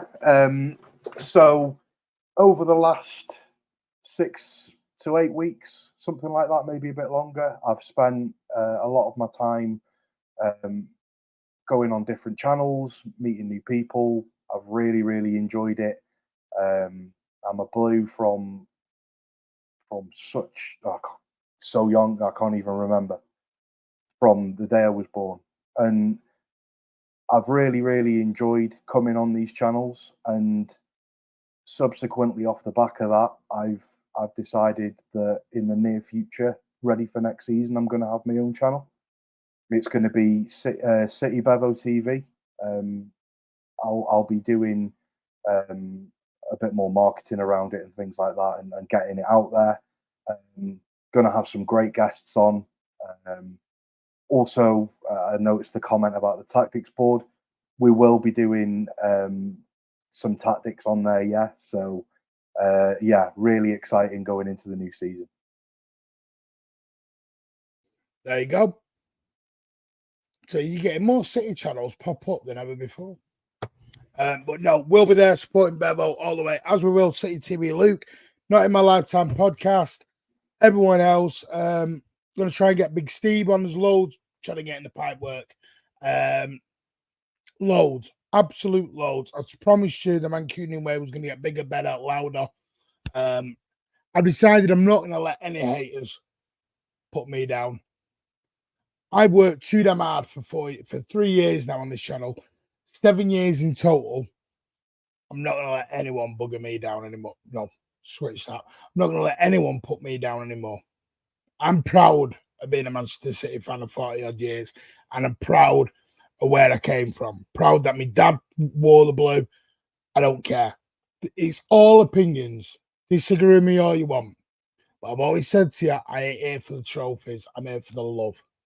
Trophies are the bonus to me. Our fans are just different. Until you're a City fan and you've been a City fan, you understand. You understand. It's just different. Being a City fan and having the love from, it doesn't matter what part of the world you're from. If you see, and yes, I was. You see, it doesn't matter who you are. If you're a City fan, you'll always be welcome. Yeah, and let's say it doesn't matter, but at the end of the day is I'm here for love. You're here for love. Yeah. Trophies come and go. Yeah. But Manchester City doesn't. I dreamt growing up and being in school, I dreamt of us winning an FA Cup. And to sit here now, somewhat 20 years on, I can honestly say that what I have seen from my club over the last 10, 15 years has surpassed anything that I ever expected. So whatever we get now, after that treble, whatever we get now is just a bonus. Yeah. Just enjoy. I'm going to enjoy it. I've met some really good people on this journey, learned many, many things, and I just love it. But anyway, I'm not going to go into it. Doesn't matter because I'm not going to let them drag me down. It's their opinion. Support however you want. So that's what I've always said. Support however you want. If people aren't happy with what I say, just don't listen. Simple as. I'm not, I get not everyone does. It's the way it is. But anyway, Bevo, thank you for coming on. Pat, Ozzy will be back soon, I promise you. Me and Rich will be back Monday with Main Road Days, episode 2. The managers, that's going to be interesting. Give it a big thumbs up. Smash those likes. Hit that subscribe. On our way to 5K. Take care, and we'll see you over the weekend. Bye all.